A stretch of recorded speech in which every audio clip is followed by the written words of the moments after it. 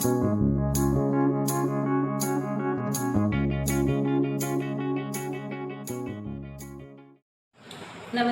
तो आज हम व्याकरण के बारे में पढ़ेंगे। व्याकरण किसे कहते हैं, व्याकरण की परिभाषा, व्याकरण के अंग मतलब कि भाग, कितने भागों में व्याकरण को बांटा गया है के बारे में विस्तार से चर्चा करेंगे। तो सबसे पहले आपको ये समझना होगा कि व्याकरण किसे कहते हैं। तो उससे भी पहले आपको पता होना चाहिए कि व्याकरण की ज़रूरत हमें किस लिए पड़ती है। तो व्याकरण की ज़रूरत हमें भाषा के लिए पड़ती है। तो यहाँ पे जो व्याकरण की परिभाषा है वो क्या कहती है कि वह विद्या मतलब कि कला, जिसके माध्यम से हम किसी भी भाषा को शुद्ध रूप में पढ़ते, लिखते, बोलते व समझते हैं, उसे व्याकरण कहते हैं। परिभाषा को लिखना पढ़ना ही हमारा उद्देश्य नहीं होना चाहिए, हमारा उद्देश्य उसको समझना भी होना चाहिए।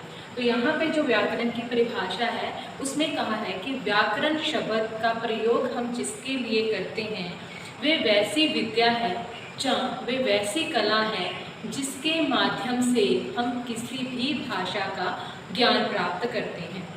तो किसी भी भाषा को लिखने के लिए क्या नियम होने चाहिए, क्या कायदे होने चाहिए, किसी भी भाषा को पढ़ने के क्या नियम होने चाहिए, क्या कायदे होने चाहिए, किसी भी भाषा को बोलने के क्या नियम होने चाहिए, ये हमें व्याकरण से पता चलता है।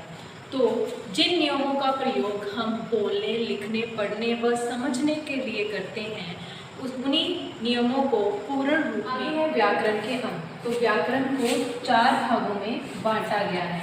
तो सबसे पहले है वर्ण, शब्द, पद और वाक्य। तो सबसे पहले हम बात करेंगे वर्ण की। तो हिंदी वर्णमाला को जब हम शुरू करते हैं, जाने वर्ण को हम ध्वनि, दूसरा नाम ध्वनि का दे देते हैं। ध्वनि, जहाँ पे एक और बात आपको याद रखनी है कि जो ध्वनि है वो भाषा की सबसे छोटी इकाई है, जहाँ से हमारी भाषा की शुरुआत होती है। जो ध्वनि है वो वर्ण का मौखिक रूप है।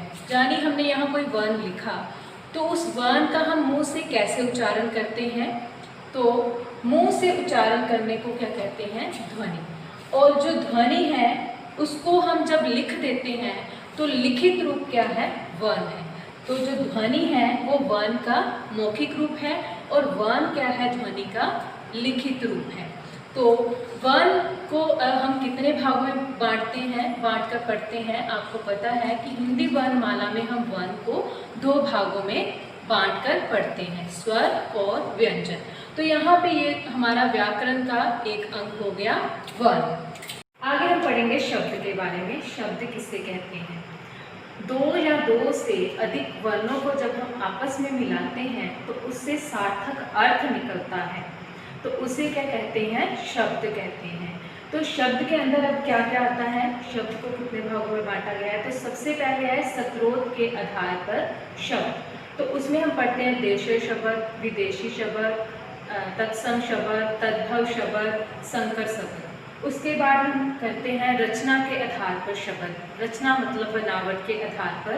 तो बनावट के आधार पर जो शब्द हैं वो 3 प्रकार के हैं, रूढ़, यौगिक और योग। उसके बाद है अर्थ के आधार पर शब्द। अर्थ के आधार पर जो शब्द हैं उसमें अनेकार्थक, पर्यायवाची, समानार्थक शब्द हम पढ़ते हैं। तो इसके बाद कुछ शब्द ऐसे हैं जो पद का रूप ले लेते हैं। तो ये हमारा दूसरा अंग हो गया व्याकरण का, शब्द। आगे हम पढ़ेंगे पद के बारे में। ये जो पद हैं ये हमारे शब्द ही होते हैं, लेकिन इसे पद क्यों कहते हैं। तो जैसे हम मान लो कि हमने लिखा आम, लड़का, जाता है, तो ये हमने जो है सिंगल जो है शब्द लिखे। तो ये क्या है, शब्द है। जब हम इन शब्दों का एक जगह प्रयोग करते हैं, देखो हमने लिखा लड़का,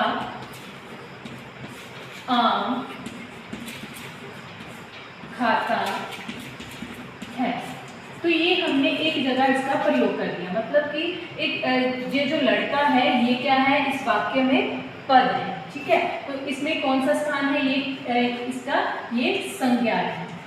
ये लड़का अब यहाँ पे शब्द ना रहकर क्या बन गया, पद बन गया, ठीक है।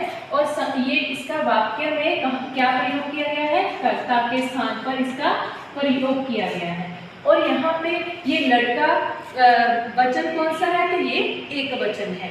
अगर हम लिंग देखें तो ये क्या है, पुल्लिंग है। तो इसको यहाँ पे अलग अलग पदवी जो है मिल गई, इसलिए ये जो लड़का है यहाँ पे वाक्य में क्या बन गया, पद बन गया। तो यहाँ पे अलग अलग पदवी मिलने के कारण ही जो शब्द है वाक्य में पद कहलाता है।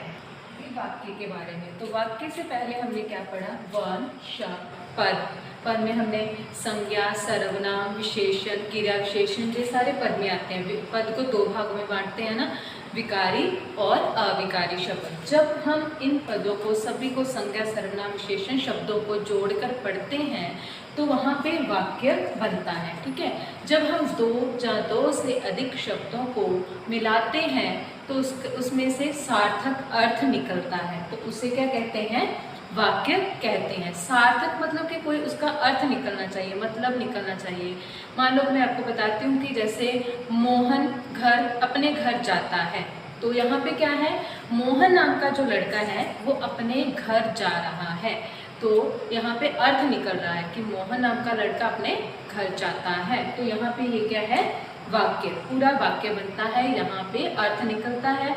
एक और बात की ओर ध्यान देना है यहाँ पे आपने कि जो वाक्य है वो भाषा की सबसे बड़ी इकाई है।